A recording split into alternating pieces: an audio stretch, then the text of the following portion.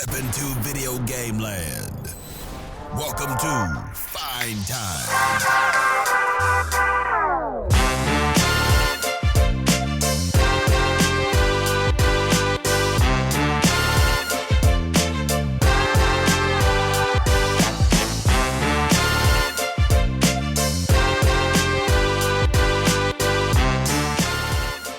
Hello, party people. It's your boy Dre, and I'm here with my boy Steve. Guten Tag. And I am here with my boy Kevin. Kevin? He's not here. Where is he, Steve?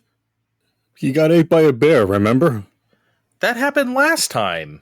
Yeah, but this time it was real. We were at the funeral and everything. Okay. Yeah, Kevin isn't here. You're stuck with the Americans this week. Sorry, everybody. I'm not sorry.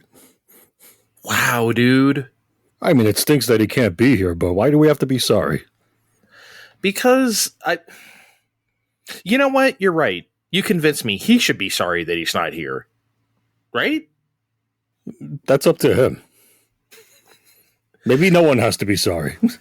Okay, no, you can't feed me the premise of nobody. No, come on. Somebody has to be sorry here. This is your bit.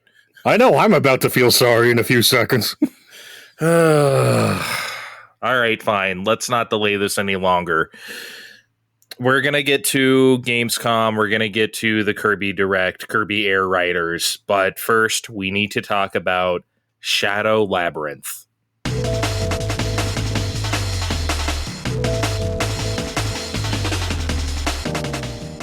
Steve, I feel like we should start with what is Shadow Labyrinth, although I feel like this has been talked about so much over the last 6-ish months, 9 months. Well, we certainly have been talking about it for the past that much amount of time.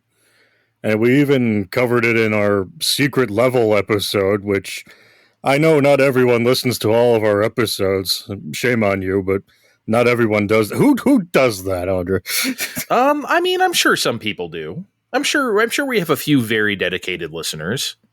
People at home, don't tell Andre I don't listen to our own shows on games I haven't played yet.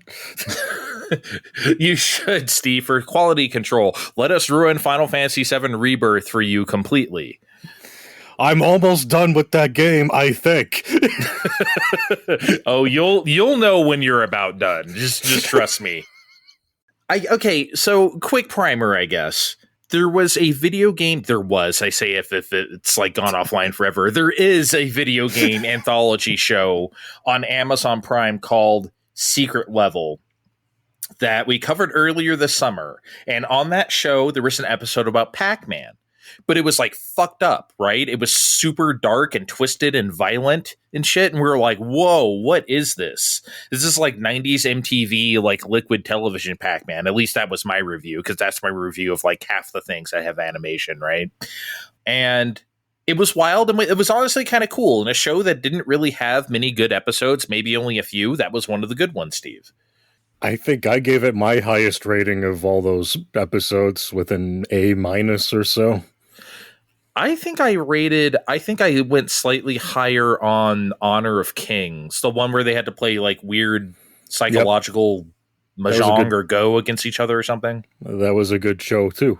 Yeah, I think that was my favorite.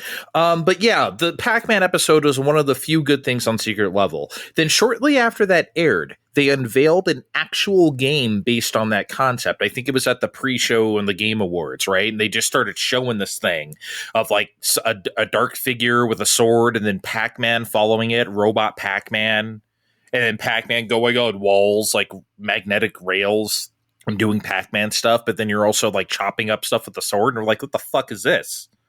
Turned out to be something called Shadow Labyrinth. I mean, the giant ghostly Pac-Man eating the monsters was pretty instrumental in solving the game, I think. Yes. I mean, I saw the Pac-Man stuff, and I'm like, sure, I'm sold. I'll try it. And here we are. We tried it. Steve beat the game. I did not beat the game. I actually was going to beat the game, but if I wasn't going to do it before this episode aired, I wasn't going to do it. And I tried, folks. I really tried, but it's a lot. And, well, I think you can tell by the tone of my voice, I didn't think it was very good. I like the game. It's not going to be winning any Game of the Year awards. It won't be in our top 3 roundup at the end of the year. And no, I'm still going to be an adult, and this won't be the episode where Steve tries to browbeat Andre into convincing him to make it better. You like the game. I do. You can say the sentence, I like Shadow Labyrinth. Yeah, mostly because I'd like to believe my expectations were mostly in check. Right? I mean, look, I'm a Pac-Man liker, like you. You like the Pac-Mans. I do. The Puck-Mans, if you were in a Japanese arcade early enough. I like the Fuck-Mans. But I mentioned this in our secret level episode specifically. He's in a weird place, and not just because Ad Games kidnapped Miss Pac-Man. He's very ingrained in the culture, but you can't just keep making maze games. I mean, sure, you could do that sometimes, but not every time. It'd be like if they just kept making side-scrolling Marios forever. You can't keep doing that. So once a decade or so, you shove everyone in a broom closet until, okay, what else can Pac-Man do? This decade, it's Shadow Labyrinth. I wanted to like it, but I knew it wasn't going to be, Game of the Year. I wasn't expecting that either. I wasn't expecting a spectacular game. I wasn't even sure if I was going to play it. I was just like, I don't know. Because here's the thing, and I talked about this on the Secret Level episode as well. I was kind of disappointed when I found out the game was rated teen, Shadow Labyrinth, because I was like, okay, that means they're not going to be as weird and dark and violent as the short we saw in Secret Level, because if they tried to go there, that would not be rated teen. But the game is rated teen, so it's like, okay, they're not going to go full on with it, which already sort of tempered my expectations of what kind of product this might be. If you really want the M-rated Pac-Man experience, just turn off the lights and play Pac-Man 2, The New Adventures. You know what fucking sucks? If that game ever does come to Super Nintendo Entertainment System, Nintendo Classics, we're gonna have to play it. They're not going to put out that version because Ms. Pac-Man is on it. If they put any version out, it'd have to be the Genesis one, and that's got Pac Jr. on it. Jesus Christ. Why do you know so much about Pac-Man 2? Never mind. I don't even want to know. Forget it. I withdraw the question, Your Honor. Well, let's rewind to 3 seconds ago where I said I'm a Pac-Man liker. Me too, but never mind. I'm not even going to get into it. So I just was hoping this would be a decent little action-adventure game, a search action game, as this show is wont to call it nowadays. And, something decent that's not too offensive, especially for $30, Steve. The $30 MSRP kind of, got me in the door too, I would say. What's that? I can't hear you on top of my $60 box with nice pins inside. This man bought the special edition of Shadow Labyrinth. No wonder he's in the tank for this. He has to say he likes the game. I pre-ordered it that night. You fucking... You are a fucking... You know that? I admit it. Look, you eat with your eyes first. Let's just talk graphics before we get into anything that actually happens gameplay-wise in this game. Steve, it looks surprisingly cheap, even for a $30 quote-unquote indie game. We know it's not an indie game because it's Bandai Namco, but you know what I mean, right? This doesn't even feel like it has the production of, think about stuff from, 10 years ago. Think about, Dust and Elysian Tale. You ever play that? No, should I? Yes, it's really good. It's better than this. Okay. Way better than this. God forbid our favorite game, Hollow Knight, right? I feel like that looks better than this. The production value here on Shadow Labyrinth just isn't the same. It looks really stiff, and the animation there's a lot of tweening. And I'm not one of those people who hates tweening, but man, it's a lot here. It just doesn't look that great. Even like the menus and like the font choices are kind of plain. They don't really inspire that much. I can't fight you, Andre, because you're right. Because I've been thinking about that a lot while playing Shadow Labyrinth. I mean, there is an attempt at a look. It's not apparent at first. It does have one, but it's very much held back by the budget. And I know you just balked at it, but we've been over this a bunch lately, and a lot of our compatriots have too. We've got AAA games, we've got indie games, and we've got nothing else in between, and it's not sustainable. Some people are really hyperventilating, and they're saying we're headed for another video game crash real fucking soon. Nah. Okay, but I think Namco is sort of seeing some sort of writing on the wall, putting out games like this, because this isn't the only game that's sort of like this by them right now. They got this. They got Tawa and the Guardians of the Sacred Tree. They're reissuing Pac-Man World 2 and publishing some old Sony games. I think they got some sort of contingency plan like that says, okay, we're ready for lower budget, consistent releases over here at the Bandai Namco studio. I think we're already seeing the results of that, because we saw The Adventures of Elliot, the Millennium Tales, and we saw Octopath Traveler 0, which is a, re-triggering of their mobile content, right, from that game. Like, I feel like, remember, because like that was the thing when Square announced a year ago, hey, we're not making any money, we're not doing all the small shit anymore, and our question was like, what about Octopath? Well, Octopath is here, they care, they know that's a thing, they're just not making Octopath 3 right now. They're doing something else. So yeah, I understand what you mean. I guess you could say Namco is kind of like, okay, we're doing a smaller budget thing here, but like this just seems, I don't know, man. It doesn't even look better than like Child of Light, Yeah, but it's just also, I can't even name another one of these that Namco's ever made. So I really think they stuck the Bandai Namco studio and was like, okay, make us search action with Pac-Man. And they just went for about 3 months before they finally came up with something. I guess, man. Again, that's not the reason why I don't like this game, but it definitely could have, I don't know, definitely used some better graphical polish. But whatever, I could have gotten over that if the game was better. But before we get there, we have to admit, there is a lot of Hollow Knight in Shadow Labyrinth. A lot.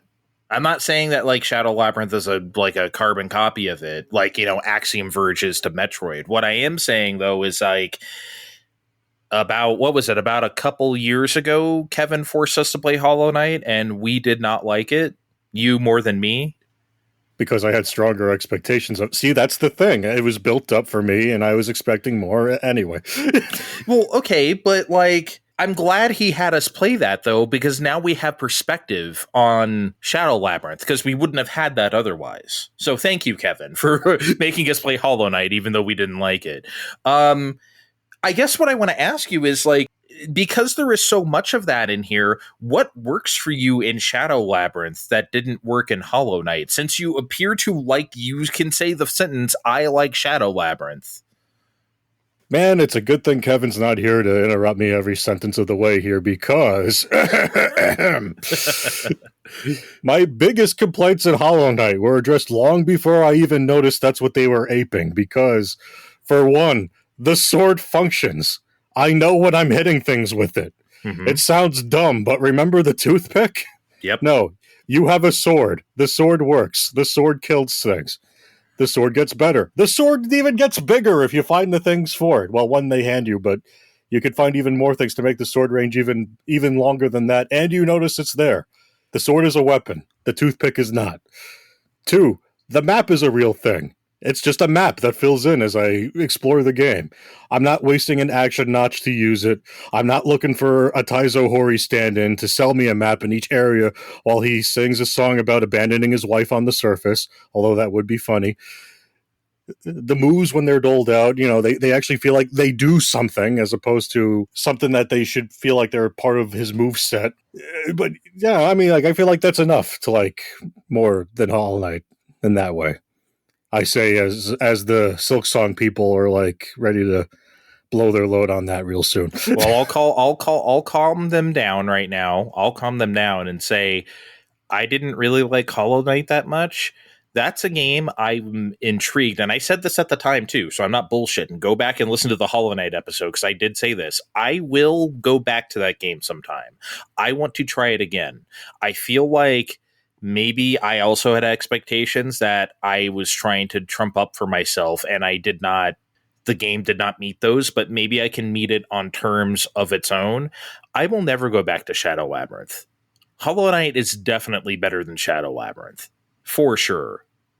And that's for a lot of reasons, I guess. I mean, I'm not going to itemize each one, I guess, right here, because that's another podcast. But I do want to start with one before we get into the real meat of why I think Shadow Labyrinth sucks. This is the second most recent why I think Shadow Labyrinth sucks. And it's that goddamn stamina bar, Steve. Jesus Christ. Doesn't Hollow Knight have a stamina bar? I don't remember. I don't either, but I feel like it did. If it did, it didn't annoy me like this one does. That's for sure. Because you know me.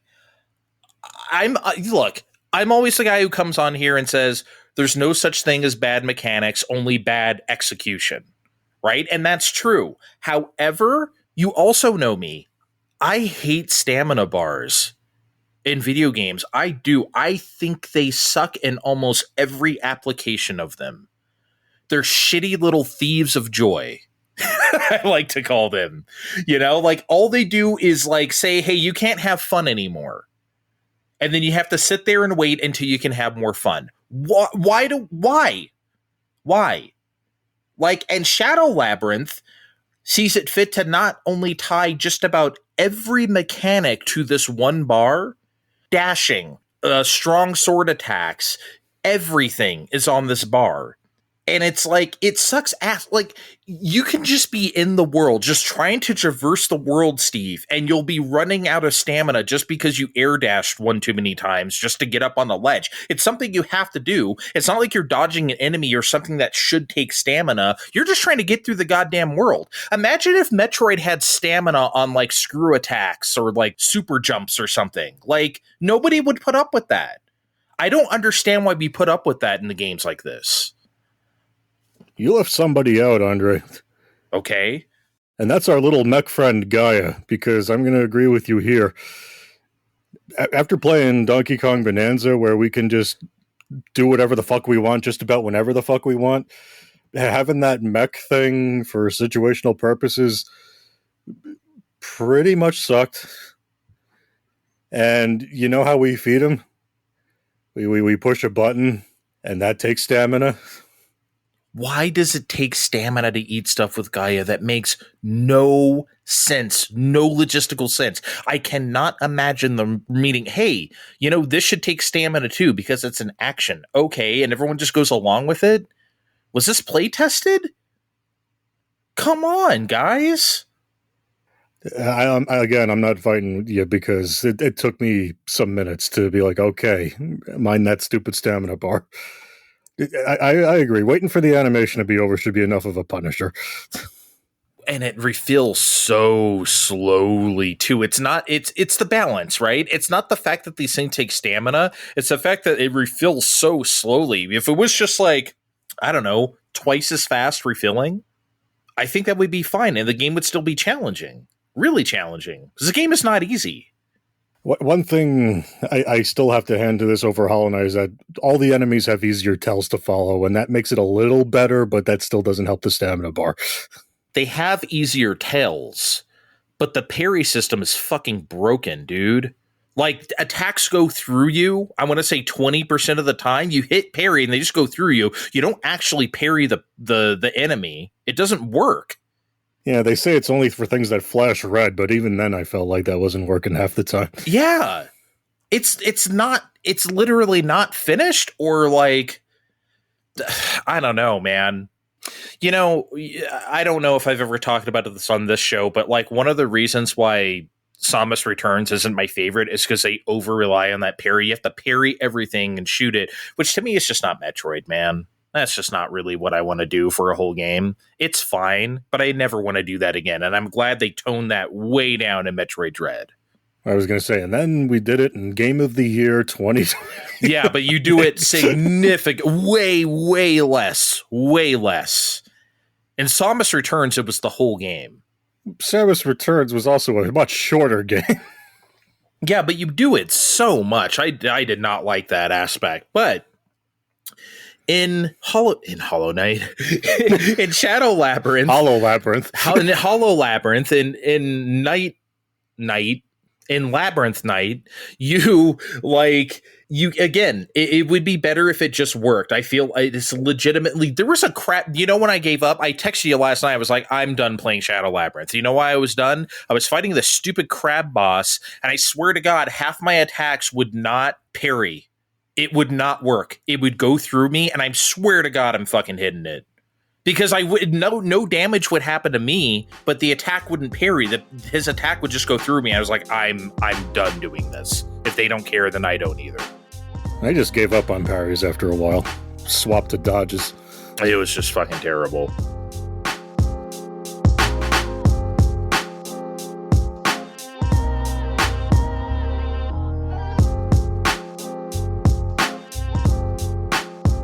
Here's the real reason, though. Here's the numero uno reason why this game sucks, and it's the reason why any of these search action games will suck. It's the maps. It's the layouts. It completely kills Shadow Labyrinth for me. Steve, these areas are so big. They're huge. They're like 15 times the size of like Circle of the Moon or something. There's so much ground to cover. This is something else they took from Hollow Knight. Dude, I don't think Hollow Knight felt this like cavernous, man, with like okay, and you know what? At least Hollow Knight, their maps made more sense, and they were kind of not I'm going to use the term circular, but I don't literally mean a circle, but I think you know what I mean. They're recursive. They come back on each other. It's like, oh, that place leads to here. Oh, this place you can get there from here. Okay, you don't have any of that in Shadow Labyrinth, especially for like the first like 5 hours of the game. You're literally going from like drop point to like forest. The forest is like one big line, like A to B, like the longest Ninja Gaiden level ever or something. That's not a search action game, man. You got to have like nooks and crannies and like branching paths. You don't get any of that. You were just like going. And any of the branching paths you see at this interval, you can't do anything about. You can't actually like go to any other place. They don't let you. You have to come back way later with other powers, and then it's just not satisfying because it's not interesting in the first place. It never builds that intrigue of like, oh, what's that up there? What's that over here? And Steve, even if it does, the things you get are like, here is a lore diary, like 60% of the time. That sucks. That's terrible. If I went out of my way to make this cool jump or find this nook and cranny, I need a HP. I need something. I need an energy tank. Because, like, I don't want to work my ass off for here's another lore. It just made me not want to explore the few places they actually let you explore. The rewards are bad. You have to give me that. No, I am going to give you that because the titular Shadow Labyrinth is massive, like we just said. And it's very easy to get lost in, especially at first. Especially if you're not paying attention to the handful of story beats the game's feeding you. Back during our secret level episode, I noted it'd be nice if Puck felt more ever present. And one way they could have been helping me with that is if I could have pushed a button and they reminded me of what they were supposed to be doing, because I was getting lost running around that forest in a loop very late at night. Yes, I admit some of this is a Steve problem where I'm very tired and I'm nodding off and I'm getting distracted by the dogs having to pee. But, you could throw me a bone here too, Shadow Labyrinth. They don't care. These are map designs that do not care about the player playing them. They don't care. I mean, by the time I was done, I ended up with a nice chunk of reserve tanks and life notches, but yeah, a lot of them was, oh, here's more logs. Womp womp. I couldn't find. And look, here's the thing. You know how many reserve tanks did you have by the end of the game? Just tell me. 4. Okay, so I don't feel so bad. I had 3, dude. That's not good enough. Like, you have to reward the player. So there's not even, I felt like I was missing. It's like, I should probably have 8 by now. And then I just can't find anything because this game is built so stupid. No. So you only had 1 more than I did. That's not good. That doesn't make you feel powerful. That doesn't make you feel like you're gaining anything. In Castlevania, you don't have to worry about it. You just level up. This game doesn't have that. But even in Castlevania, every nook and cranny, here's a HP up, here's a MP up, here's a whatever. Like, you get something. They hit a bunch of things to beef up the sword power things too, but they make you look for those. It's bad. I do not like these map designs. The only thing that bucks this trend is the tower. That is a real level design. I really enjoyed that shit. And then all of a sudden, like, all the mechanics of the game made sense to me. Like the low health and like all the numerous checkpoints they were giving you and like the amount of unlockable shortcuts and stuff. Like, oh, you can get back to this place now easier. Like, all that stuff made sense in the tower. If the whole game were designed like that, I'm not saying like literally looks like a tower, but if the level design was all like that, I would have really enjoyed this game, no matter how cavernous it was. But that's just one part of the game. And then it's over. And then you get back to even more cavernous bullshit, man. It's just not good. So yeah, I enjoyed the tower. And that's when I was like, am I turning a corner here? But then I turned back the corner after I got out of there. So, man. Oh, this just tickles me because I'm a Goonies 2 freak. Front and back maps. Going through a door, then you're on the back half of the map, and then the front side. Oh, yeah, baby. I wish they would let me get lost that way, but you don't. It's usually just a means to get to, like, another part of the map. I wasn't a fan. Loved it. You know, I love that shit. I'm a sicko. Maybe if it was designed a little better overall, but yeah. Man, it just sucks to have maps that simply do not reward your curiosity. You know, it's awful. Another thing that actually really sucks about this game is that you better throw on your own music or listen to your favorite podcast called Fine Time, because the audio in Shadow Labyrinth is booty butt cheeks. It is not good. Most of what's here, I wouldn't even call it music. It's just like ambient noise. Like you're in the forest and there's forest noises. And that's it. And I'm sorry, but I will never, ever be okay with that in video games. Video games need music. And you know what? I'm sick of the excuses people say about that shit. It's supposed to be dark and atmospheric and it pulls you in with it. No. No, the fuck it doesn't. It's boring. Look, I can say what I want about Monster Boy, and I have, but at least that has Michiru Yamane bangers. Like, I even complained about the lack of music in Animal Well, something you haven't played yet. I have. Oh, you have? Yes. Oh, okay. Maybe, I don't know. I guess I must have missed that. No, I played it a little bit after you guys did. Okay. So you know what I'm talking about. Fucking Balan Wonderworld. So you know what I'm talking about, like, and I said this on the show, and Kevin disagreed with me, and a lot of people disagreed with me on this. That game needed music. Sorry, it needs it. It could have used something. Yeah, it could have used something, and it didn't have it. Video games need music, or at least killer sound design, like Arkanoid or something, to like take the place of the music. You know what? I think my YouTube algorithm knew I was hurting, because like the other night I was just flipping through and it's like, hey, big guy, here's a playlist stemming from Rygar. You want to listen to this? And I was like, yes, I do, YouTube. Thank you for having my back in my time of need. So, harking back to our Game Freak Before Pokemon show, I was just sitting there holding out hope that we'd get something invoking the spirit of arcade classics that we're visiting the expanded universe of here. And I just kept putting on more and more of that clown makeup as we went through. I hope there's room on that bench for me with the clown makeup there, because I sure didn't get any. I mean, okay. You're not going to finish, so I'll tell you that they eventually start playing some music, but it takes itself a little too seriously if we're going to get there. The only things I ever heard was like the ghostly remains of like the Xevious song.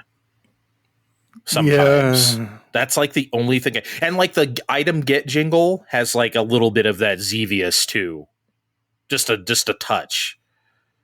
And that's it. Yeah. Well, maybe that's a good inroad, right? Because this game does have references. Like, I'm not going to get into the story of this thing because it doesn't matter, but they be Are you kidding? That's the best part. I mean, yeah, it is the best part. They're talking about Planet Xevious. They're talking about the Bosconian village. We're going to go kill Emperor Galaga. Like, that is fantastic. For Namco sickos, that is some real shit. And by the way, that is Namco. Namco references everything and everything. Go look at the names of the Ridge Racer cars sometime if you don't believe me. Like, that's Namco, and I'm glad they did it here, too. And you know what sucked about that? Because I was going around going like, okay, maybe this isn't going to be so fun after all. And then we find Emperor Xevious and the Bosconian village. Like, okay, this is the fucking cheese I came here for. And it only took, 7 hours of playtime to get here? Yep. God damn. It takes a long time to get there, but like... And then eventually we're going down a hole and fighting these grotesque versions of Puka and Figer. Or you didn't find them? You didn't find them? What do they look like? Well, Puka's looks like a doll with a zipper for a mouth, and he's got these fucking... They look like possessed dolls of themselves. I probably saw them. I just didn't. And you kill them the same way. You got to use your zappy chain arm thing, and you pump them to explode. Okay, I definitely didn't do that then. I must have not seen them. That's cool, though. And you know what's so bad about that? I would have loved like a haunting Dig Dug tune, like while you're finding all of them, like, but they don't give you that either. They should have went ham on the Namco. Okay, so speaking of references, I don't really know what to say about these, but we have to talk about like the maze levels, because at some point they actually let you do the most Pac-Man thing you can do, which is these like mini maze levels. How would you... I don't even know where to begin, Steve. They almost feel like the later Championship Edition DX games that are the wacky ones that I don't like, only you can jump and like... Yeah. They're weird. I don't hate them, but I also don't know how they're really scored. I think it's just time. I think you just have to do it as fast as possible. Then it's nearly impossible to do, because there's this super item you can get if you get the item that's at the far end of the bar. Like, if you get all of them, you trade them into the lady at the Bosconian village for it. Yeah. And I got 0 of them. I got 0 of them as well. I didn't even come close. Well, because like, here's the thing. It's like a balance of like time and like score, because it's like, you notice you can keep eating ghosts before you like get the fruit to move on, right? But if you eat too many ghosts, then you won't have enough time to beat the boss at the end, right? So it's like kind of a push and pull. But it's like, I don't know, man. I was barely beating those bosses with like 10 seconds left. I don't think I had time to fuck around. Yeah, me either. So... I don't know. They feel like these maze levels feel like a different Pac-Man game that was canceled and then like thrown in the Shadow Labyrinth. That's what it feels like. I don't know. I felt like just having that early power up where Pac-Man clings onto the walls, turns into the puck, and attacks things that way was enough to invoke the mazes for me. We didn't need to do the maze. There's alarming stretches of the game where you don't get to do that stuff, though. Sometimes you can go a few hours without doing anything Pac-Man-y, which I don't think is good. I don't know. Maybe this just needed some more time. I cannot recommend it, though. I cannot recommend Shadow Labyrinth. I just can't. It does too many things wrong. The level designs are the very definition of what I would call a slog. There's no music. It's sauceless. That's what it is. Shadow Labyrinth is sauceless in every aspect. Like, I can't in good conscience recommend it to anybody, not even when it gets cheap. But you can for some reason. So you say your piece, and then we'll move on. I don't know, Andre. I had a good time. I know I was agreeing with you most of the way, but I was having fun with the cheesy story and the things that did work. I was having fun with, even though a lot of it felt harder than it was supposed to be. I guess if DK Bonanza is the feel-good game of the summer, then Shadow Labyrinth is the Iron Giant. Well, that doesn't really work either because Iron Giant was better than Tarzan. But anyway, I know people aren't really looking at Shadow Labyrinth right now, but maybe when people are winding down from Silksong, they might want something else, and this could be it for them. Or still just playing this anyway because they're not really going to play Silksong ever, and everyone's just getting teased. I don't know. I know why you didn't like this game, Andre. I get it. I'm not going to fight you on it. That's okay. Okay.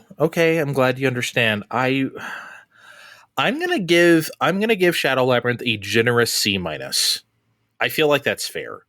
I don't think it's completely fair to put in the D category. There is some good stuff about it. I mean, I did play this much of it. If I really thought it was a D, I wouldn't have even gotten this far. So let's say C- feels fair. Feels a little generous though. I just found it's weird that we're rating the games on this segment now, but I didn't rate this game yet, probably because I wanted to do this first, but yeah, I think it's going to be a B for me, a lower B, just teetering on B- just because of the goofy Namco stuff. It's that game that, like I just said, we're not all playing right away this summer, and I think it could be looked at fondly in the future. But I mean, we'll see. Maybe they'll try this again in the future. We'll see. It's got to be for me to play a Shadow Labyrinth 2. God forbid. Maybe they'll have to really shorten up that level design. This game is too long and too big. All right, let's take a break, and then we'll talk Kirby. Be right back. You're coasting with Fine Time.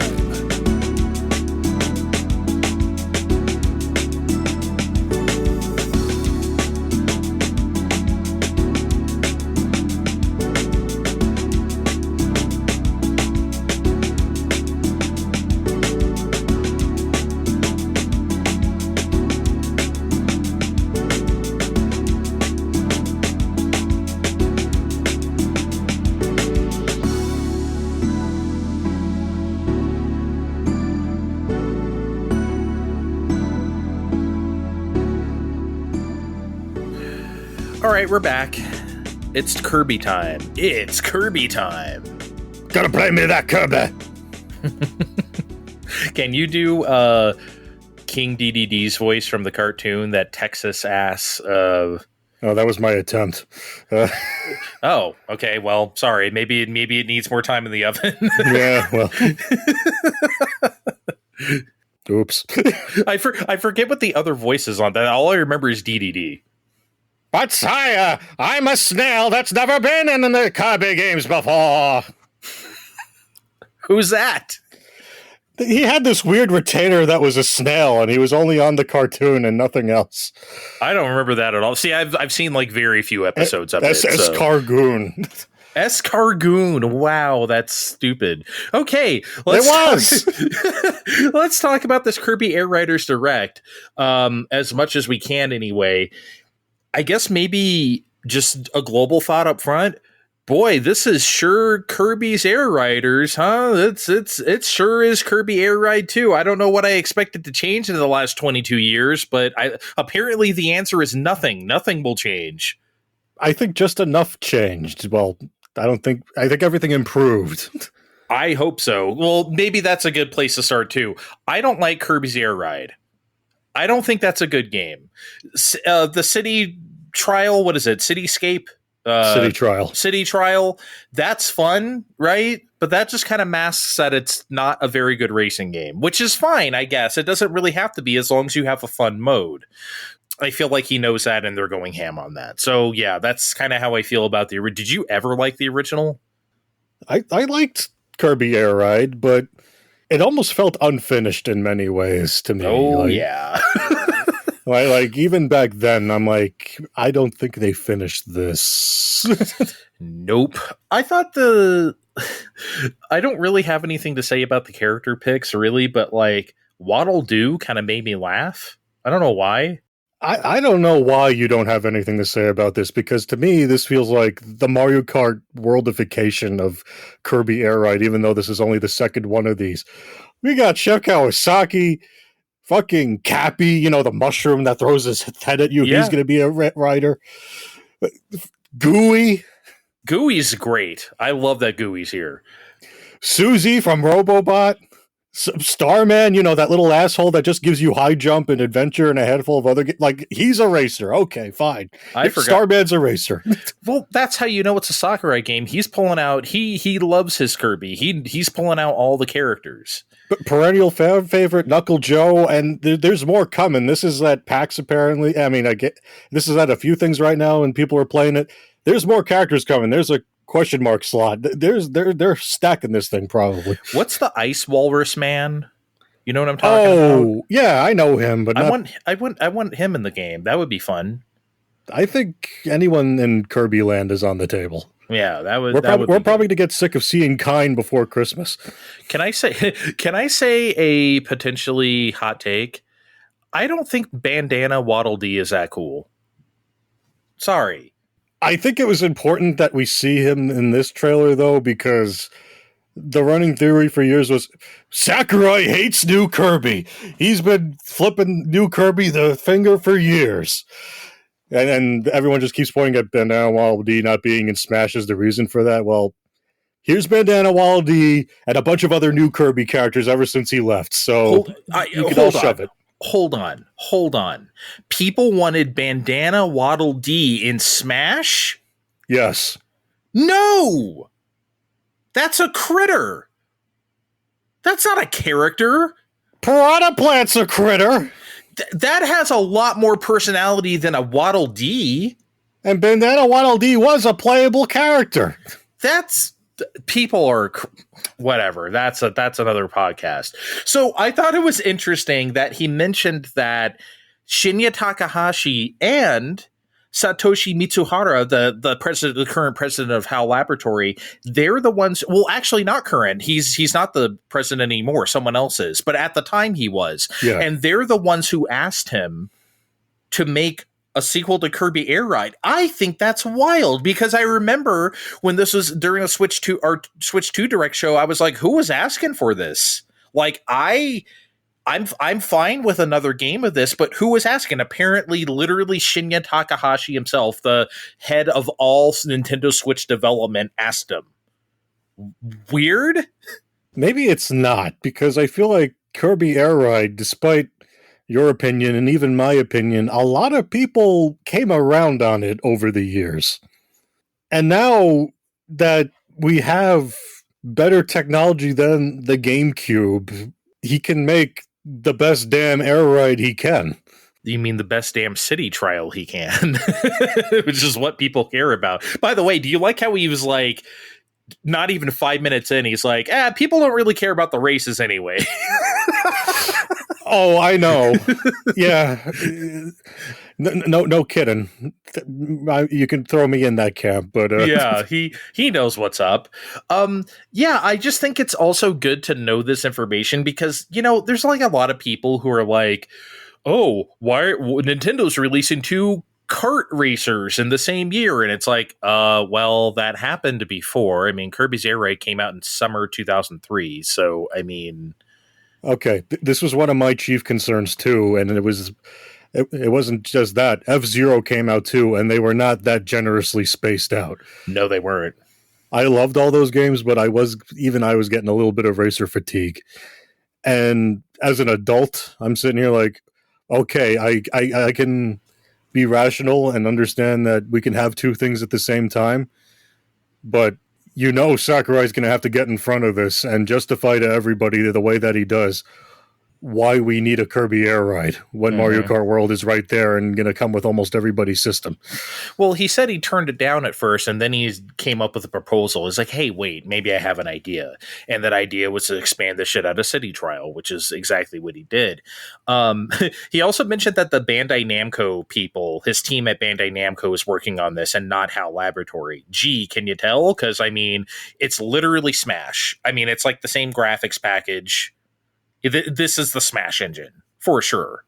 Yeah, as we went over, he recorded all those episodes ahead of time I think he got this out the door, just about out the door very, very quickly, as opposed to...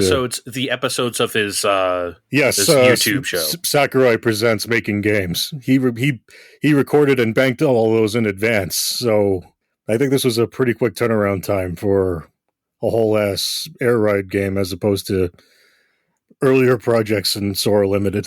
Probably made it in a couple years, if I had to imagine. Yeah. With smart asset reuse and everything. Unfortunately, like when it comes to the gameplay, I have really no idea what to say about it because it's literally just Kirby's Air Ride again. as we talked about it earlier, again.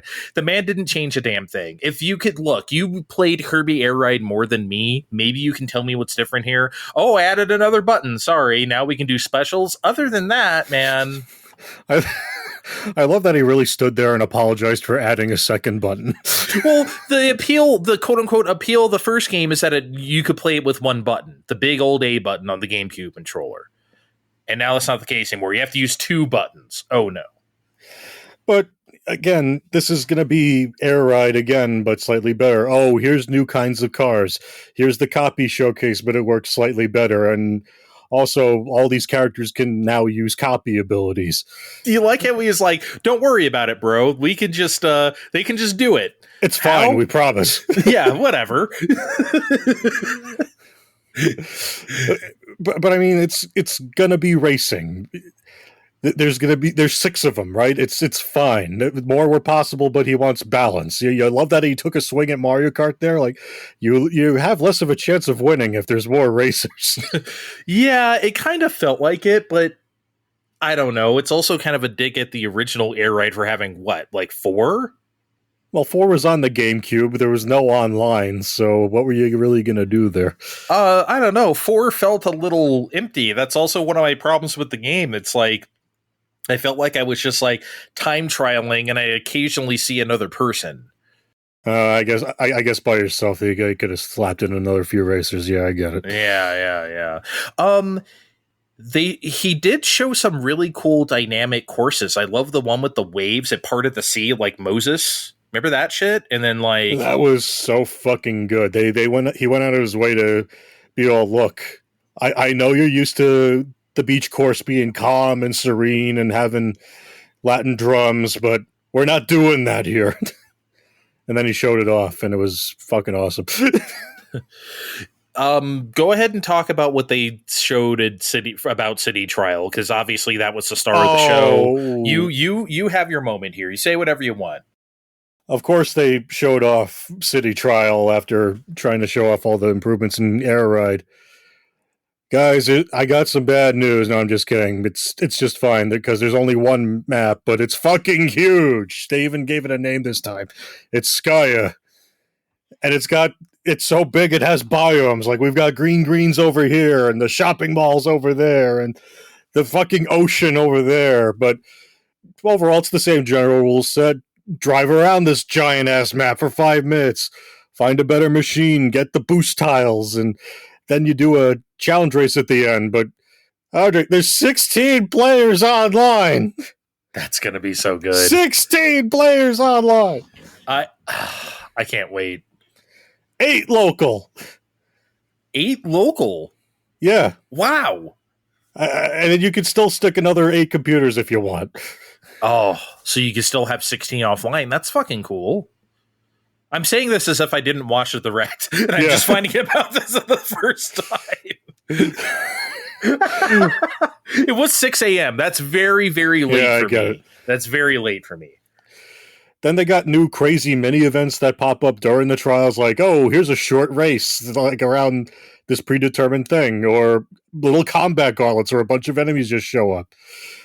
And you know how at the end where it's like, oh, you don't really get to plan around a trial, but here you get to sort of do that a la Mario Kart at the very end, where you get to vote for among four of them, among everybody. Like, oh, fuck. Well, it's one of these. What did I plan for? Except for very occasionally where the game might tell you in advance, no, fuck you, we're doing this one.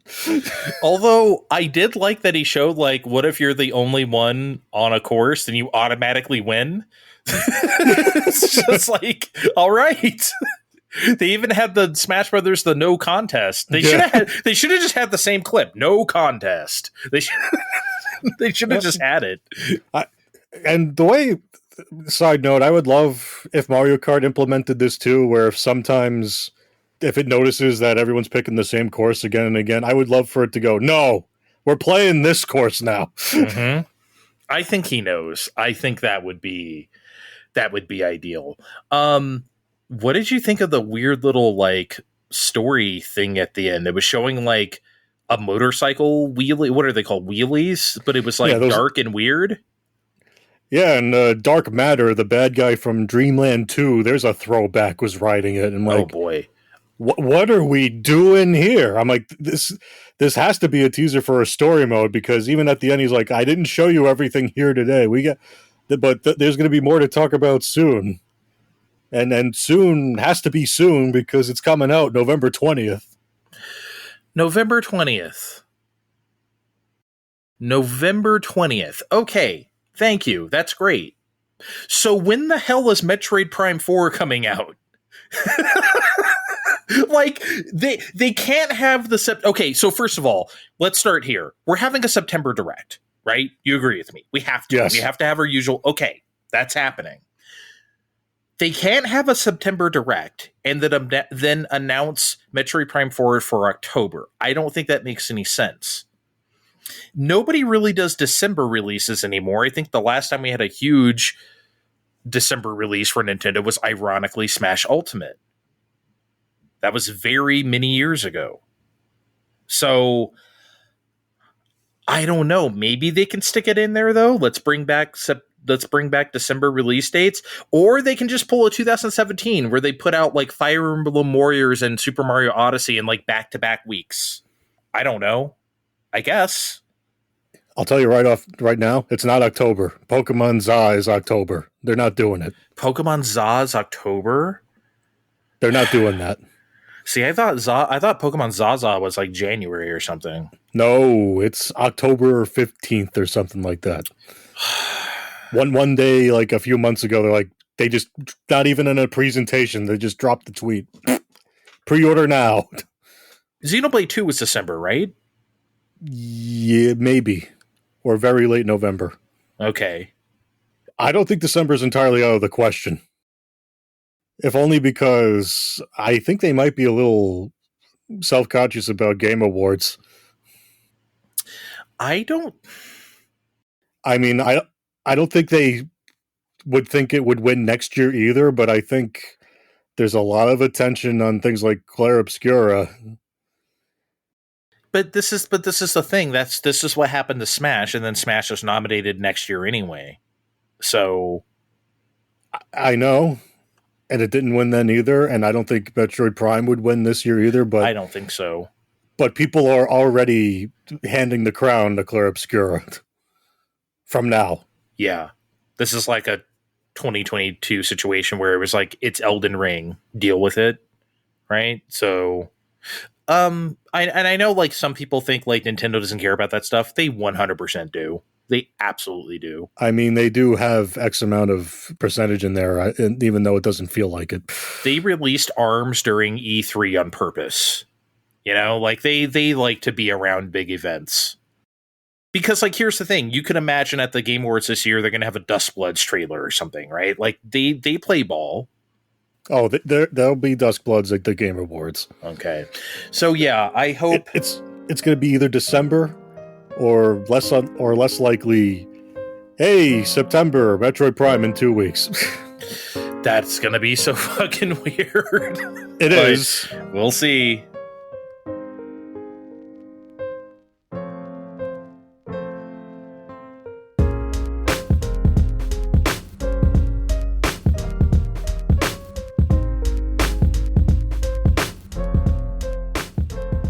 All right, so the other night, the other afternoon for us, rather, Gamescom Opening Night Live 2025 presentation happened, hosted by Jeff Keighley, of course, and we're going to talk about it. We love talking about these things here on the show, obviously, if you've been with us for any amount of time. So we're just going to go through, per usual, and highlight the games that we thought were cool. What do you say, Steve?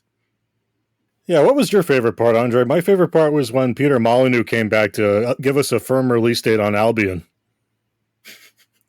I forgot what that game was called until we were talking about it the other day. Yeah, me too. All right. Let's start at the beginning, and that beginning would be the pre-show, because that really had the sauce. The main show didn't really have a whole lot for me. The pre-show, though, Steve. I was pleasantly surprised by the pre-show. That was really good. Unfortunately, it began with Bubsy 4D. We're making another Bubsy game. Can we stop, though? Can we please just stop? I'm so fucking tired of this. It's not funny, and it was never funny that we keep ironically bringing back these piece of shit games and this character. Like, enough already. It's over. You know, maybe it's because my brain is just hurting so very badly from finishing 3D on the book club. Bubsy 3D. Yeah, Bubsy 3D. Oh my god. On the book club a few nights ago. Details on the next show unless we have another group project. But you know what? This didn't look 100% the worst thing ever made. I'm not going to run out the door for it, but maybe for $5 to $10 down the road. You're going to be waiting a while. Maybe, I'm sure it'll come to Royale with cheese before then. Yeah, Royale with cheese. They showed a new RTS based on Battlestar Galactica, which I guess is like a cool license for that. But like, we need to, as a show, come up with a term for when one of these trailers shows these cool cutscenes and all this stuff, and then it turns out to be an RTS, like a 90s ass RTS. What should we call that? The best I can call it is cutscene catfishing, which I don't think is a great, I don't know, I feel like I can do better than that, but that's all I got so far, cutscene catfishing. It's alliterative. We can use it for now. Okay. And Andre, we've been doing that forever, and I think we need to be a little fair. Scattered Hopes is at least a 2005 RTS. Okay, it's not the 90s, okay? Sorry, okay. It's more like what is it? Supreme Commander, or what was that one in the 2000s? I don't know. Total War. I don't play these.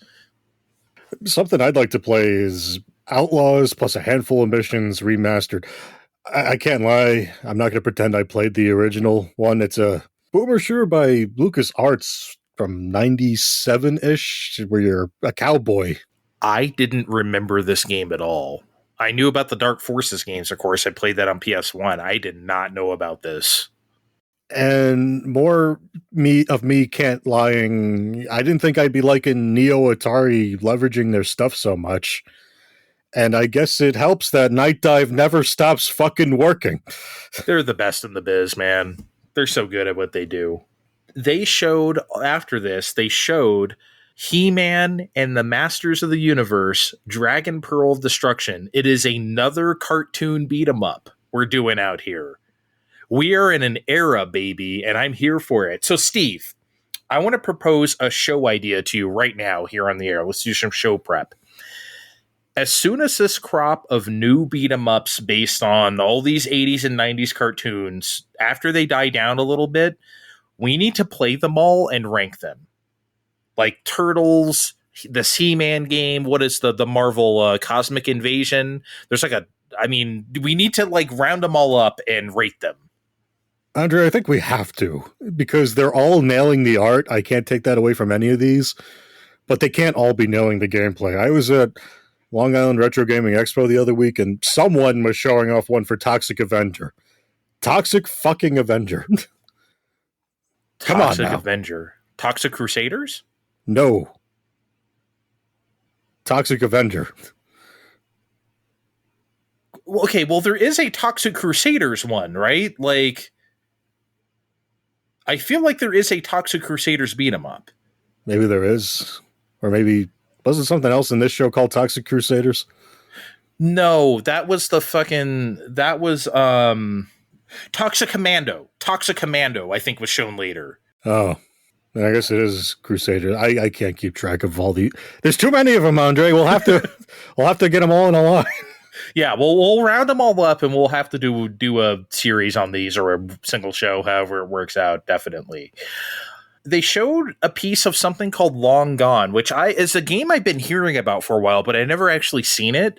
So it looks like I don't know. It looks cool. It looks like a old kind of Resident Evil-ish game where you like adventure action game rather, but like the characters I'm not really into. They're just like very big pixel art, and the pixels, they're like Atari 2600 pixels, like blown up to a full-size human. I don't think that looks very good. I wish they were more like 32-bit-ish actual characters. I guess it's just a look they're going for. But other than that, I'm kind of into the gameplay.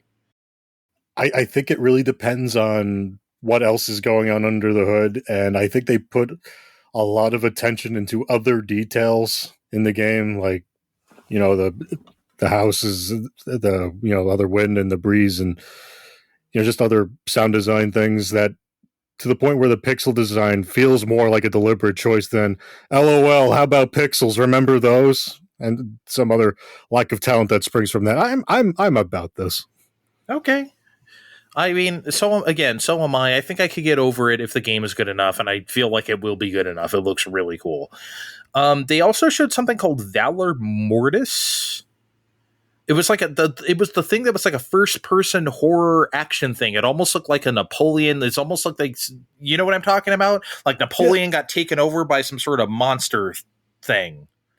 At first, I thought we were looking at like 1800 chivalry. You might remember I played that a while ago. It was the FP Knight game with a bazillion people online where we're just stabbing each other to death, and maybe bows and crossbows if you're really feeling ambitious. Like, oh, we're doing this in the 1800s, but with muskets and bayonets. Neat.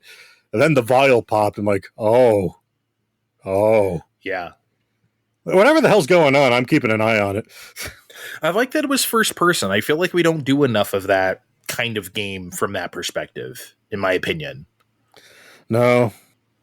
So I'm here for it. If you want to take a stab at pronouncing the next game, you can go right ahead. No, I've tried every few hours and I just can't. But they generously let us call it PVKK. And it looks like you're trying to maintain a facility defending against nuclear strikes. I mean, it seemed neat enough, but it also seemed like it'd be premium VR fare, but it just seems to be on Steam. Like, why isn't this in VR? Like, we keep saying VR is all the same thing. Why aren't we sitting around the nuclear holocaust bunker in VR? It does seem VR-ish, right? It does seem like it'd be that kind of, like, at least have a VR mode, if not necessarily a VR-only game like Deadpool VR or something like that. Yeah, that's what I'm saying. Yeah, like, why can't I strap on the helmet, sit in my desk chair, and, like, swivel around to do stuff? They showed a horror game after this called Routine, and it was so cool looking. It looked like I never thought I'd see like real-time graphics actually look like a real deal VHS tape. And I don't mean like just a CRT filter or like a SCSI filter over the screen, although it has that too. It looked like every single art asset and decision, like texture and floor texture, everything, every character model and inanimate object model, like boxes and whatever, all of it looked in service of this singular, like, you're viewing this on tape idea, you know? And I think that's super cool, you know, when a whole graphics package comes together like that. So I was intrigued. I hope it's good. See, I do too. I thought this looked very good too, but that's the thing. I don't know what this game looks like in my head from moment to moment. We were impressed with something a little while ago, felt that boxing, and for its visual appeal. I'm like, okay, we get it. We're going to fight against not Muppets. Okay, it's going to be goofy as hell, but we know what that's going to be. I don't know what routine's going to be in my head. It looked like a horror game. Yeah, I know, but what do we do in it? I don't know. Yeah. I feel like we're in the age of like Dead Space likes, you know? So it kind of looked like that to me, but who knows, right? They showed something after this that I thought for sure was like Truck Simulator 2025 or something, but like it was something called Road Kings, and they were taking the story of this trucker it was being taken so seriously. I was laughing so hard I almost couldn't breathe. I was laughing so hard at this. This was hilarious. I don't know if they meant it to be funny, but it sure was. I was more bemused.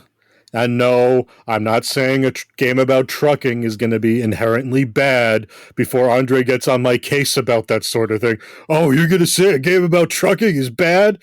Oh, mister, I'm entitled in my life over here. I mean, can go trucking in real life. Stay tuned for a thing me and Kevin are supposed to be working on eventually. But I don't think Road Kings is going to be it, Andre. I look, I'm not buying this game. I just thought it was funny. I'll watch someone play it. I do not want to put hands on Road Kings. Speaking of putting hands on Road Kings, are we still not playing Sonic Racing Cross Worlds because there's Pac-Man now? No, I'm out. After Minecraft and whatever else they put in there and Kiryu, I'm done. I know it's literally impossible, but this still felt like a knee-jerk reaction to Air Riders earlier in the day. Oh, you guys like round friends that eat things in racing cars? Look, we got one too. It just felt embarrassing. Yeah, it's embarrassing at this point. Whatever. I've said my stuff about Sonic crosswords as much as I can. So then the real show begins, quote unquote real show, and this was significantly less interesting. I don't really have a whole lot to say here, but we'll go through the things that we thought were kind of interesting. One thing that they started with that was not interesting at all was, and the thing they started with, Steve, I got to ask you a question. Did you ever think in your future of futures you would be sitting here on a video call in front of a microphone, recording a podcast in the year of our Lord 2025 about a presentation that started with Call of Duty Black Ops 7? Black Ops 7. That sounds like a fake sequel we would make up in our like if it was like 2010 and like, you know, the first Black Ops. Oh, you know, when we're playing Black Ops 7 on our PlayStation 5 in 2025, you know, ha ha ha, right? It's actually true. I know Andre doesn't like when I make Simpsons references, but this feels like something that would be in the background of a Simpsons shot, like a fake made-up video game. Like, here's Mortal Kombat 27 and Mortal Kombat and Call of Duty Black Ops 7. These are video games that will obviously never be real. Get it? Street Fighter 43 or something, right? Like, yeah, it's. But yeah, dude, I don't have anything to say about COD, but Black Ops 7. Dude, they just had Black Ops 6 last year. What are they? Whatever, man. I don't play these. I don't know. Maybe our friend Thrak will. Oh, maybe he can tell us. Yeah. Maybe he's burning through all the CODs right now so he can end the show on Black Ops 7. Like that's he'll get through them all to end on. Well, he has to get hurrying. There's only a couple months anyway. They showed a Warhammer 40k game, Dawn of War 3 cutscene catfishing. Steve, we got cutscene catfished. Look, when they actually got to the gameplay, it said work in progress right on top. So there is plenty of time for them to make it look just like the cutscene they showed in front of that. Plenty of time. But it's, I don't know. From that RTS perspective, I don't think there's any way in the world it can look like that. But, you know. Plenty of time to fix that, Andre. Okay, sure. Well, okay. Then they showed something, what was it? Europa Universalis 5? I don't think I'm saying that right. But so like that was an RTS, but that was not a cutscene catfish because that felt like an RTS right away. They were showing like the golden road or the paint, and it was like painting over all the figurines and like the buildings that obviously looked fake. I'm like, okay, this is an RTS for sure. Yeah, I mean, they sure didn't get you that time, buddy. No, that was not cutscene catfishing. By the way, I thought that, remember between those two games, they showed a commercial for Gamescom itself. I thought that was Control 2. Did you think that was Control 2? I thought it was a game. Okay, yeah, I thought that was specifically Control. Because it even said, like, there was even, like, a manila envelope that said, like, Project 2 or something like that. I was like, whoa, this is Control 2. Wait, no, it's just a commercial for Gamescom. Okay. Gamescom 2, son of Gamescom. Son of Kong. Okay, so they had a new trailer for Daemon X Machina Titanic Scion. Wow, y'all. And there was a demo to go along with this. So we played the demo on our PlayStation 5 video game systems, and we always play the demos that come out of these things, so let's talk about it now. But before we get started, I did note that the array of systems at the end of the trailer did not include Switch. It only said Switch 2. So I think they quietly canceled that Switch version, for sure. Considering how it runs on Switch 2, I don't think it would have. I don't think it was possible. Well, the original not so quietly, doesn't run well on Switch, and they didn't. Nope. Well, I got the original cheap, hoping that they'd release an update or it was going to, Switch 2 would quietly beef that up. It was one of my little gambles with that. Just get it off Steam, man. It paid off for Fire Emblem 3 Hopes. It didn't pay off for Daemon Machina. You win some, you lose some. It's $10 on Steam sometimes. Just get it. Someday. Okay. You hear that, folks? That means never. He's just shining me on so we can go on to the next. We can talk about Daemon X Machina. He's not going to buy that shit. He's just trying to make me feel better. It could be two things. Okay, sure. Well, I don't feel great about it now. I'm not sure I can continue the show, but I'm going to try anyway. Yeah, so Daemon X Machina Titanic Scion. Definitely, this is a completely different genre of game than the first one. Let's just start there. This is not the first game at all. This is the first game is like one of your typical games from the 2010s where it's like, okay, you have your home base, you pick a mission from the list, you go do that mission, you get some parts and some money, and you upgrade your shit so you can do higher missions, etc. That's like the gameplay loop. A lot of games are like that from that time. And Daemon X Machina is one of them. Titanic Scion is not that at all.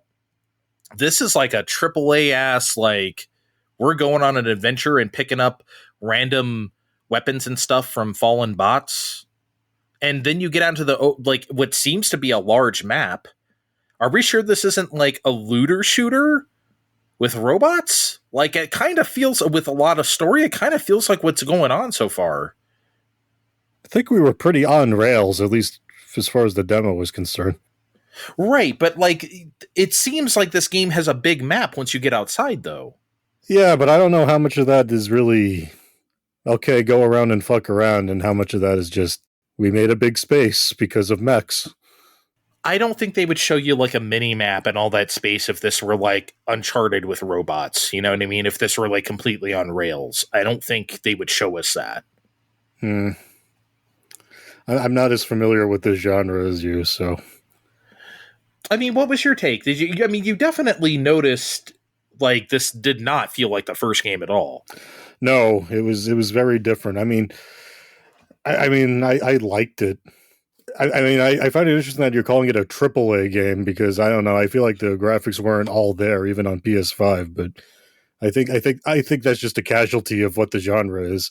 Yeah, I mean, I don't mean AAA. I just mean like in the sense of like the way it's like structured.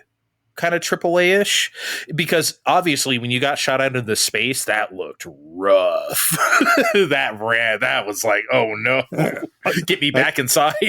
I feel like I owe a bit more of an explanation because I played a bit of this demo twice on not only on my PlayStation and PlayStation Portable, but also on my Switch 2. Why would you do that? Yeah, you already asked that just now, and I off the air yesterday. And that's because you might remember my complaining about Persona 3 Reloaded last time. I really felt like I should see how both handled the same game, what's supposed to be the same game anyway. And also, you did give me that upsetting news that the Switch 2 version wasn't running 60.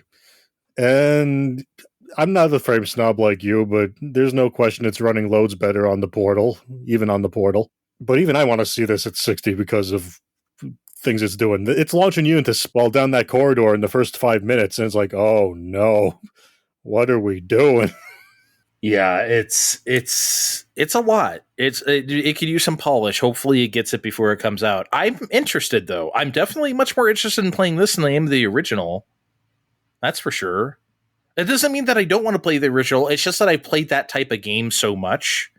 Whereas like this feels like something completely different. I don't know. It feels perfectly okay for the kind of game it is. It's just I'm just not in the space to be paying that price tag where it is right this second. I mean, everything you're saying is on the money. I just don't need to have mine on day one. Will you have it on day 1,000? I'm getting a copy someday. For Switch 2. No. They need to come out and say, look, we fixed the frame rate in order for that to even be a possibility. It's marvelous. They're not going to say that. I don't know. They've been showing up on Switch 2 with all kinds of things, which is why it's surprising that they didn't do the right thing here. Especially since they seemingly canceled the Switch version for this, right? Where it's like, okay. I don't know anymore. You're gonna leave me with that dead flopping fish on my lap? Look, I'd like to know, but yesterday you handed me the dead flopping fish of, look, the Switch 2 just came out a month ago and it's only running 30, this brand new game. What am I supposed to do with that? Why do you think people are going to try on Switch 2 any more than they did on Switch? Just because it's new hardware, it's been proven that the people who play only on this console will settle for less. So they're not going to try. It's very proven. I guess. Fine time.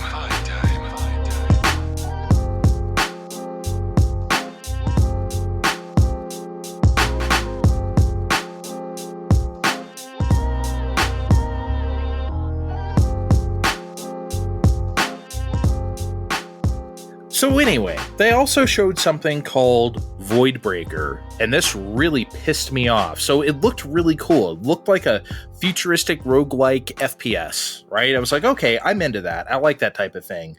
And then it said, out now. And I was like, what? What the fuck? So I opened Steam real fast, and I searched for it. Steve, it's not out. It's in early access. Fuck you. Okay, fuck you. I'm not even going to wishlist your game now because you tricked me. We're not a visual format, so everyone at home, I'm shaking my head in disgust and disbelief. Steve is SMDH listening to my story right now. Like, yeah, note to publishers, don't say your game is out when it's not out. Early access is not out. I'm not accepting that bullshit. Sorry. Even the banner for the game on Steam says out now in like bold letters. Don't lie to me, assholes. If your thing's in early access, say it's in early access. We could deal with that as a society. Yeah, exactly. Say in early access now on Steam. Don't say out now. Fuck off. Anyway, speaking of shitty ports, are you going to try Indiana Jones and the Great Circle on Switch 2 next year? I promise I'm not. I haven't been not playing this game because I was waiting for a Switch 2 port.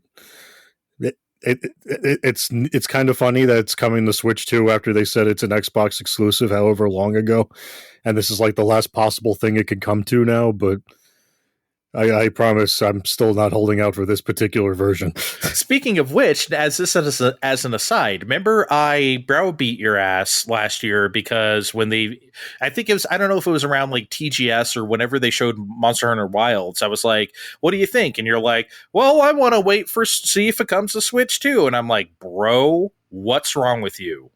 I berated you about this. Now, seeing how that game runs, even on PC, Monster Hunter Wilds, is pretty rough. You sure you want to wait for Switch 2 still?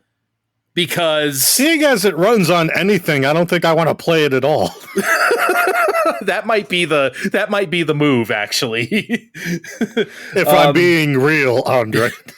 Okay, you might want to wait. Well, I don't know. Dragon's Dogma 2 never actually got fixed, so I don't think Monster Hunter Wilds. I didn't even like Dragon's Dogma 1 that much, so I'm just saying, I think like the big open stuff on RE Engine is not, not the most performant, I think. Rise was fine. Yeah, but that a bazillion hours later. That was also that was actually made for Switch, not something else. Monster Hunter Wilds is made for PlayStation 6 or something, because I don't think anything could I don't think anything we currently have can handle that. PS5's getting a price increase tomorrow. I don't think I'm in the market for a PS6. Yeah, fuck. Can you imagine? They showed World of Tanks 2.0. They're finally upgrading that game to 2.0 after how many years? Can I make a confession? I don't know if I ever talked about this. I played a lot of World of Tanks on PS4. I played it for dozens of hours, actually. Can you? I don't know if anyone knows that about me. Now you do. Is that the game Arnold used to advertise? I thought that was Clash of Clans. Maybe he did that too, but there was something where he strutted around in a general outfit. It was like, "We must go to war now!" I think that was a mobile game. I don't think that was World of Tanks. World of Tanks didn't have a mobile version? I don't think so. Okay. That was strictly a PC thing, and then it, like, PS4, I think, was like the first, like, console version. I could be wrong. No, you're probably right. And I'm thinking of something else. Speaking of relaxing little things, they just came out with Death by Scrolling by Ron Gilbert.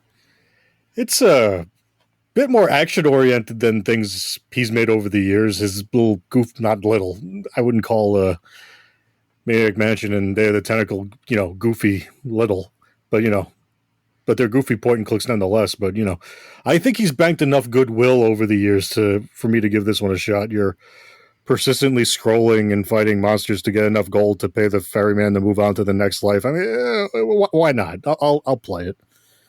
Okay. I thought, I looked at this and I was like, that seems okay. Didn't really catch my eye, though. I'm glad it's for somebody. These following games, I'm going to say, also didn't catch my eye, but I want to mention them all in one shot. There was something called NTE, Neverness to Everness. I don't think those are words. Honor of Kings World. Hey, that's the secret levels thing we saw. Fate Trigger and the Seven Deadly Sins Origin, and they all seem to be of the same Genshin Impact, Zenless Zone Zero type of like action gacha games. And I know this is going to make me sound like an old, but like, I wish we could just have action games again without it being this. I don't have a problem with gacha, actually. I really don't.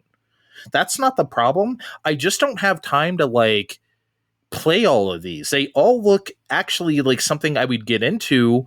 I just need it to end. I need it to be 8 to 12 hours and then it's over. I don't want to play them forever. I'll let you know a secret, Andre. They end when the service ends. Oh, Lord. Then maybe I should play one of the ones that aren't popular, and then it could like be done within 6 months instead of 60 years. You gotta like hop on when they're right about to close. At least we know what Honor of Kings is now. It didn't look anything like that short. No, even their trailer didn't look like the short, so I don't know what to tell you. I think every Dead Space fan in the world is into Chronos: The New Dawn, including myself. I saw some gameplay before we got on the air here, and that shit looked cool. The trailers haven't done much for me, but seeing some gameplay at the Xbox thing made it look sweet. Yeah, I just think it's nice that Jeff's finally showing it off. Yeah, I'm just going to keep lying about that until someone corrects me. They showed something called Inzoi?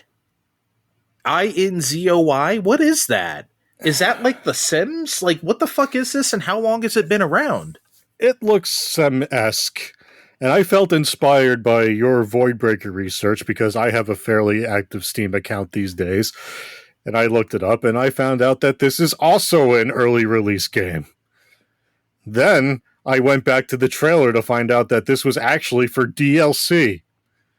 Andre, we're making DLC packs for early access games now.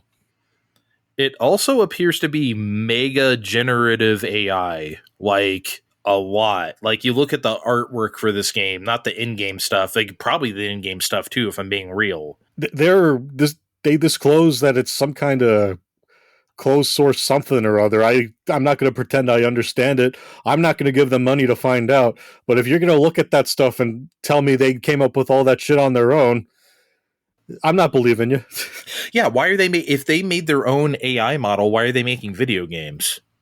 They could be scamming everyone else out of trillions of dollars right now, like Microsoft. Like, here's our new Gen AI model. What the fuck do you need video games for? I don't know. They seem to be enjoying the early access scam just fine, I guess. Disgusting.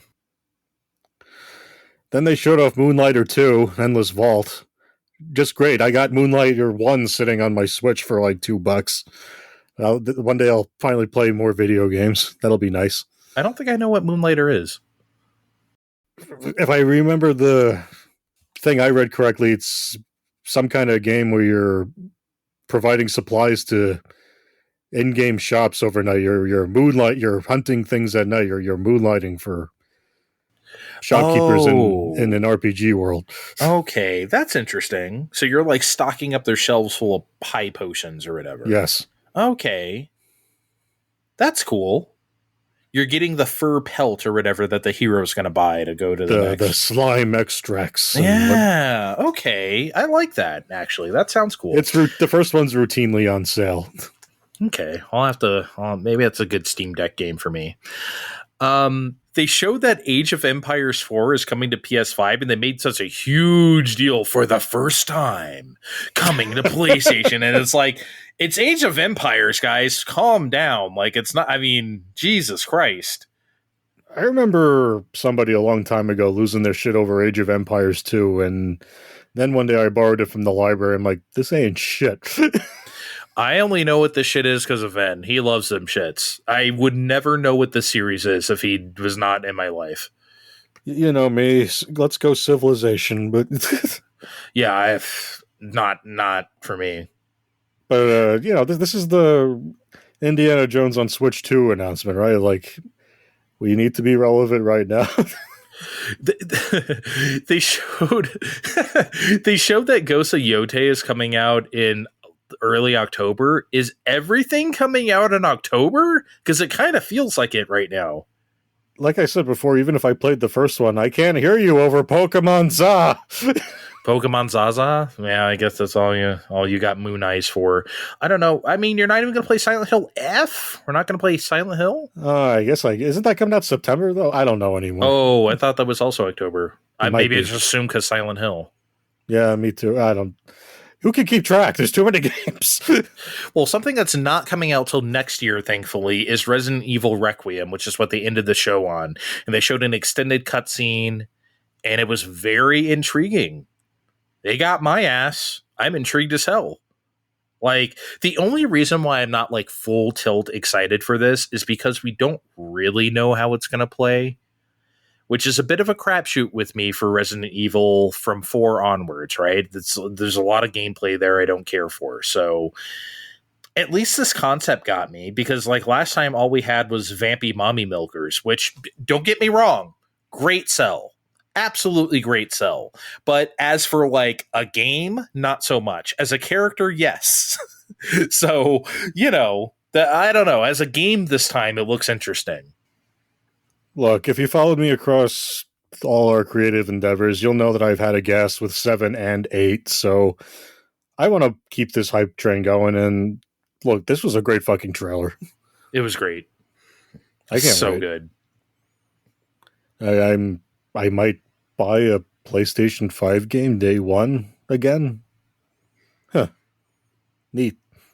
We'll see. You say that. I don't remember the last time I did. I think the last time I did was God of War.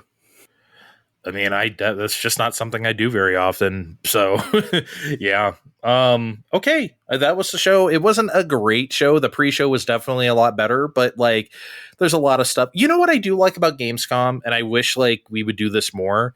I like that they did have the developers like talk about stuff on stage, because that's the thing I miss from E3. I like that we had these extended looks while the people who made the game are talking about it. Now, sometimes that's in service of like Black Ops 7, which is not something we care about, but like I do like that idea in general, and I like that Gamescom does that. You know what the show needed? It needed Sid Meier calling from his house saying, yeah, we're working on an expansion. They should have just pipe his voice over the. Oh no, Jeff should call him on FaceTime audio and then just put it up to the microphone to like talk.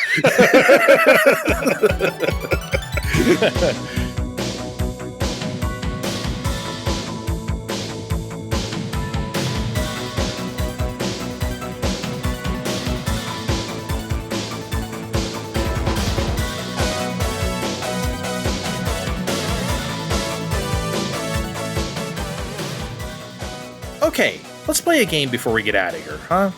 Talk Gamescom. We need to unwind. It's been a while since we played a game.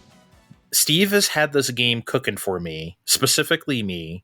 So it's fitting that Kevin isn't here because he just I don't know. I do like when he just sits there and laughs at us.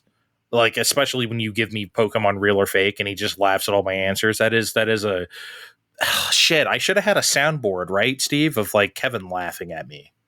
Oh, I don't know. Maybe if he's not here, you might get some. Well, you know what? I think you have a good chance today anyway. Lest anyone forget, if they've been with us a long time, they do remember the time I went 1 for 10 on Pokemon Real or Fake. Kevin always talks about his GameCube biff, but I still think about that one. I cannot believe I was so bad at that. I even gave you pictures. Yeah, and at a 50-50 game, I went 1 for 10. At a 50-50 game. That's crazy. So tell me what this game is today. I know it's not Pokemon. Or is it? It's not. No, it's not Pokemon. You see, I got an ice cream maker for Christmas. Okay. And I've been playing with it for a good chunk of the summer when I have a minute. I've been sharing some of my creations on the SuperPod food channel there. And I remember that Ben & Jerry has a lot of wacky flavors too. So what I've got here is a bunch of real or fake Ben & Jerry's flavors through the years. Okay. Interesting. So well, let me tell you, I mean, like, I've been a Ben & Jerry fan growing up, and we even had one of the, I don't know if you guys had this, we had like an actual Ben & Jerry store, like a Baskin Robbins, but it was like Ben & Jerry's. We don't have them out here, but I've been to a number of them. I've been to those in the 90s growing up. So, like, you know, I don't remember all the flavors back then, but I know there's a lot of flavors I used to have that no longer exist. We didn't have them here. I've been to them on vacation. And it's good that you brought up that a good chunk of things that don't exist anymore, because that's what's going to qualify as what's real. Because if something is real right now or ever was real, it counts. Okay. But otherwise, it is fake. Right. It has been a flavor at some point or is currently a flavor. It is real. Okay. Otherwise, it is fake. Okay. Gotcha. I'm ready. I have however many. We'll see how many we do. Ben & Jerry's Real or Fake. I like it. Okay. Lay it on me. We'll see how many we get through. Our first one is Au Pair. A pear-based ice cream with a hint of almond and a light fudge swirl. Au Pair.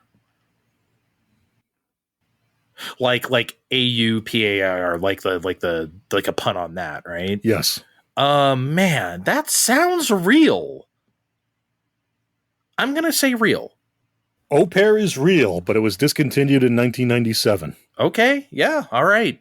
Real. I wish I had sound effects. Do I have sound effects? All right, real. Okay, lay it on me. Silicon Valley, a coffee ice cream with bites of chocolate-covered cone pieces.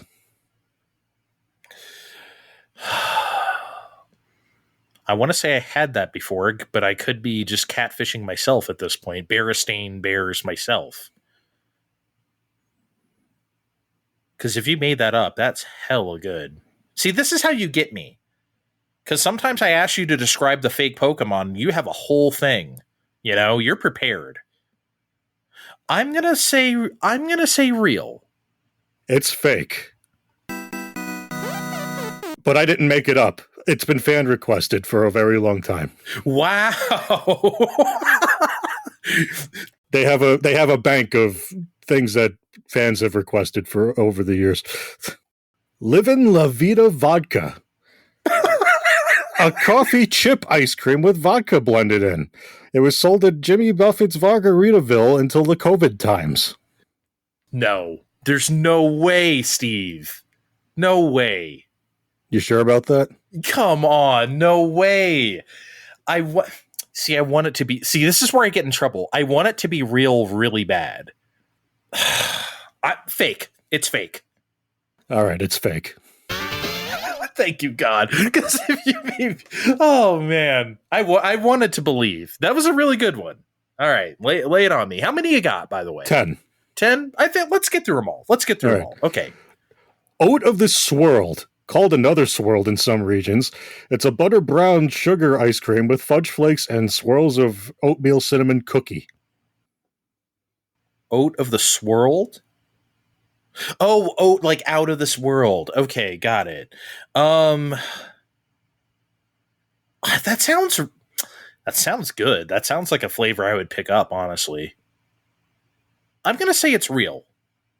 It is a flavor you could pick up because it's real. All right. Would you try that? Have you ever had that? No. I would definitely try I meant that. to look for it, but Okay. Netflix and Chilled. This ill-advised named peanut butter ice cream has swirls of salty pretzels and fudge brownies. I can't make a joke about this at all. No, sir. I think this is real because I'm pretty sure I had it before. Somehow this is real. Yep, I had it.